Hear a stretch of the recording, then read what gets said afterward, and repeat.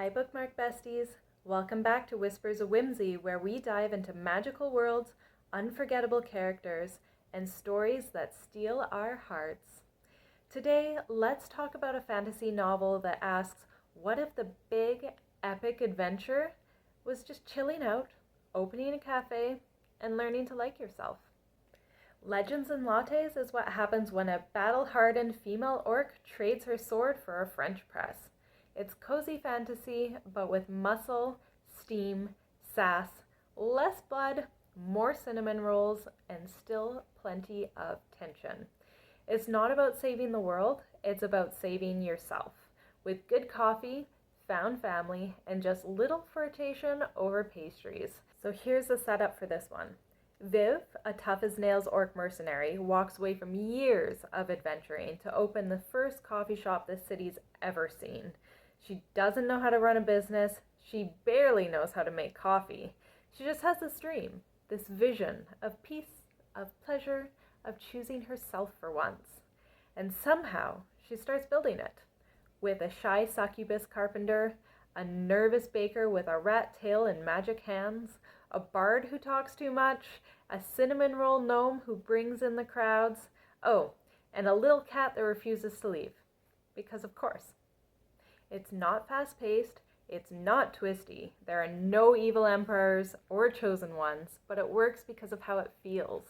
It's a warm bath after a battle, a story about starting over when you're feeling tired and scarred and don't think you deserve something soft. And Baldree, he gets the feel of fantasy. You still get swords, spells, the threat of old enemies, but everything is filtered through buttered scones and tiny victories. And it's queer, quietly, intentionally queer, in the way that just exists. No tragedy, no angst, just affection that simmers. Viv is the heart. She's gruff, guarded, wants to punch away her feelings, but you feel every beat of her trying to get something real. Tandri, the succubus, she's not some fantasy femme fatale. She's a quiet creative, more interested in chalkboard signage and branding than seduction. And yes, she's supposed to be the love interest, but the chemistry, I'll be honest, it was barely there. The slow burn is so slow, it's practically a room temperature simmer. For most of the book, I personally read it more as two coworkers gradually becoming besties, and then, surprise, spoiler, there's a kiss at the end.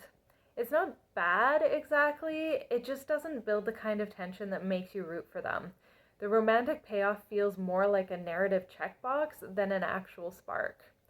Luckily, the found family arc carries the emotional weight of this story. Every side character feels like someone you'd want to work a shift with, or stay after hours to clean up, just to belong. There's tension, sure, and a bit of conflict. I'll be honest, that also felt forced just because what is a plot without conflict? But the point isn't the fight, it's about choosing not to be who the world expects you to be. It's like if The Witcher quit monster hunting and decided to open a cafe with the Great British Bake Off contestants, or Skyrim. Instead of slaying dragons, you're arguing about foam art or who burned the morning buns. If you're burned out on a trauma-core fantasy, if you want something that makes you exhale instead of brace, this is your bomb. It's for the reader who wants softness without losing depth. It's who wants queer joy but not in a loud, manic way, and who wants fantasy where love is a slow decision. But be warned, if you need plot twists, if you crave danger, if you want enemies to lovers with claws and blood, this won't scratch that itch. This is fantasy in the aftermath, not the fight, it's the rebuild. And yet it's still darn satisfying. Overall, not one of my favorites, but definitely still something to read and just spend a couple of hours in the bath with a glass of wine, and definitely going to enjoy it. So, if you had to give up the quest and start your own little side business, what would it be? What kind of magic would be in your shop? Mine? I always used to think it would be a small used bookshop, but lately, I've been thinking I'd be the person that pilots hot air balloons at sunrise, chasing the dawn, drifting above sleepy towns, with only the sky and the wind as my company.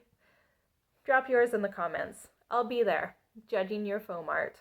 And if you like Legend and Lattes, just wait till we get to the prequel. It gets even warmer. Until next time, besties. See you then.